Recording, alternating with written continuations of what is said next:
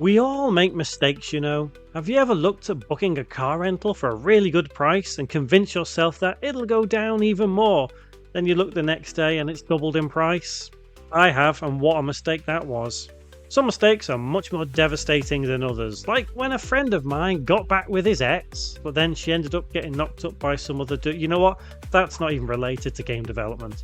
Anyway, mistakes you make on your game development journey could potentially impact your own development skills and, in turn, hold you back from your true potential. So, here are 5 mistakes you must avoid when developing games. Poorly made assets can make a game ugly. They can make a game feel cheap, and they can make it feel unfinished. It can be hard to distinguish between good assets and bad assets at times, but for every good asset there are plenty of bad ones.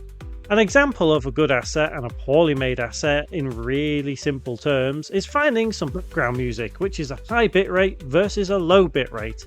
The lower bitrate will of course be smaller in size, but you're compromising the integrity of the game by using it. And in all honesty, although you'll naturally want your game size to be smaller, having games which are hundreds of gigabytes these days is fairly normal. If you take a look on the Unity Asset Store, you'll find so many examples of poorly made assets, but you'll find plenty of high quality assets too. Game models are often at the forefront of the scrutiny because of the general consensus that a game must look good. Yes, I know poorly made assets are often free, and there's no harm using them temporarily, but I would encourage you to look far and wide for good quality assets and not use poorly made ones in your game. Using unstable versions of some game engines is a huge mistake. Although they are still good enough to make a game, a broken engine is good enough to make a bad game. Over the years, the companies behind these popular game engines today build bigger and better versions, and they are keen to get users on those latest versions. So I'd recommend doing some research on the versions and what people think is stable and unstable.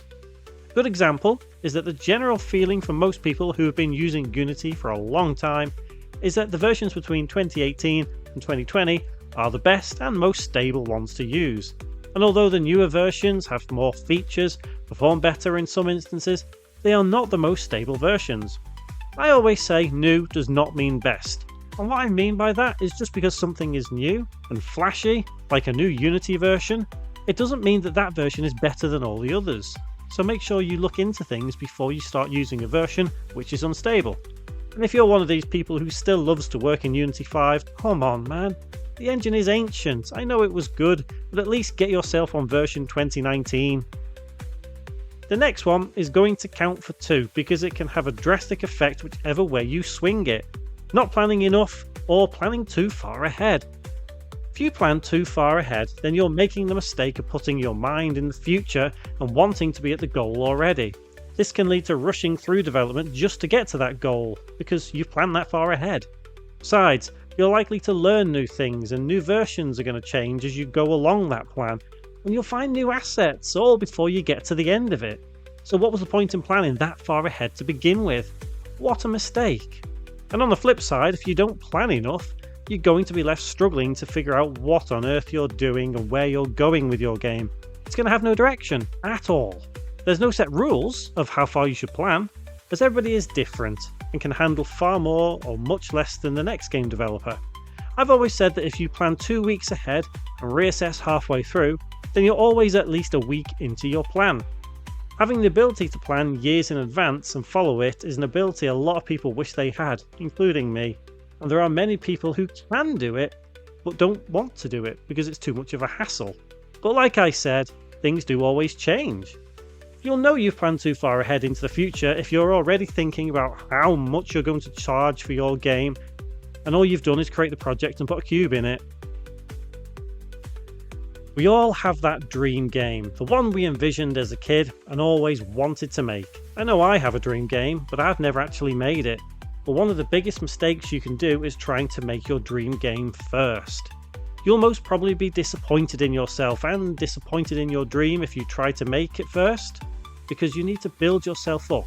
You need to work hard, you need to learn new things, and you need to find the right assets before you can make that game.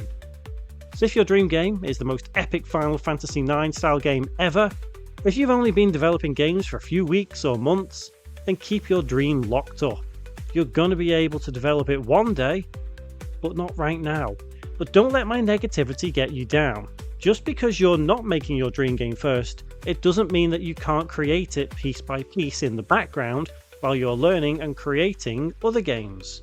If you want to create a totally awesome Resident Evil style game as your first, then why not learn to build a cool little platform game, then a small first person shooter, and then a generic spooky survival horror game. Sure, it'll take you a while to complete all of those, but think of everything you've learned and then you can apply that to your dream game.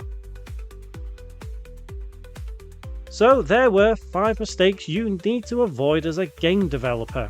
I know it might seem harsh with some, maybe you're a stickler for planning, but trust me, planning way too far ahead is not a good idea. Maybe you're intent on making your dream game first. You can if you want, but it would be a mistake to do that. There are loads of other mistakes game developers make. Some are funny, some are simple. But are there any mistakes that you've made as a game developer that you'd like to share with the community?